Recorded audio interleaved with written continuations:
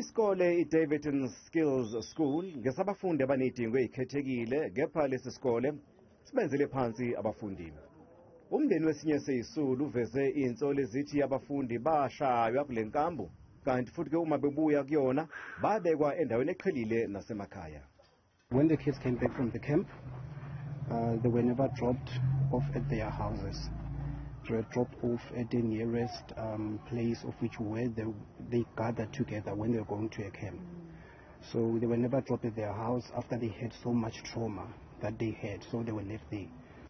Owengamlezi mfundi eGauteng uMatume Chilwane uvakashele umndeni ukuyobhonga emswaneni namhlanje. Uthi baya kweshama lokhu ngoba ke isikole zange sithi vu ngakho. Uchilwane uthi ushaqekile nangokuthi isifunda sasingazi lutho ngalolu hambo. This protocol that is there and the school is aware of it.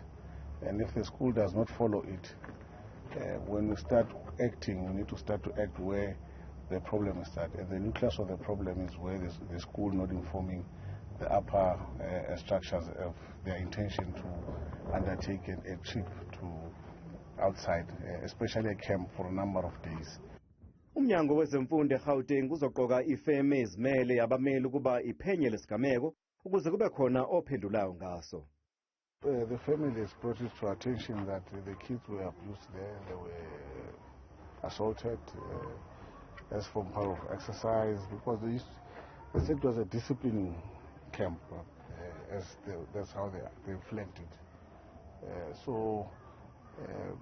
And other forms of abuse they've raised with us, but kids assault, how they were treated, and etc. So those are the answers that the law firm will bring to us. Umnyango wezemfundo ukhalisane nemindeni elahlekelwe. Nomndeni ubonge kakhulu kwesekwa okutholayo kepha ke ufuna ubulungiswa. We will be glad if the department, the MEC, fast track investigation and those that are responsible brought to justice, because we can see surely neglected of young children there. Kuvele ukuthi kulolu hambo kwakungenathisha amalungu eSGB kanye nabahlengi emfuleni iHenops lapho kumize khona uSiphamandla Peterson oneminyaka eli-15 kanye noSibusiso Siyaya oneminyaka eli-17.